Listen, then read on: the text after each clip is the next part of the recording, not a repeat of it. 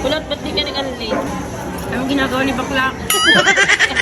Dudukwat na lang daw sa akin ng kanin. Kanina nagkaano ah. Anli kasi siya, naka-anli oh. Nanli ako, dukwatan na lang ng kanin. Tingin muna sa paligid. Tingnan yung mga hindi naka-anli oh.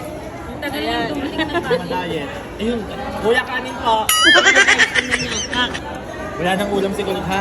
ay, wala na. Meron pa hindi lahat. Naghihintay nga ng... Ah, naghihintay ng dukwat. Ang tagal naman naman kakanin. Kung dito naman napapasal ako, nabibitin ako. Shoutout sa driver namin, si Boss Dave. Ayan po isa.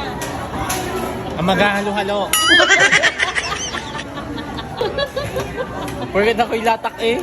Pinagpahuli. Bago dumating ang magkakanin, ako'y bangkay na. Excuse me oh. Kanin na naman siya, guys. Ayan na oh. Ayan. Guys, pang-5 na po to. Daluhan nyo na nga daw ho. Pang-5 na. Oh. Oh, yan, dukwatan. Ganit, wala pa nakatingin. Magaling ang hacks. Yan ang hacks pag nagtitipid at wala ng budget. Dukwatan malala. Ikaw, ayaw mo?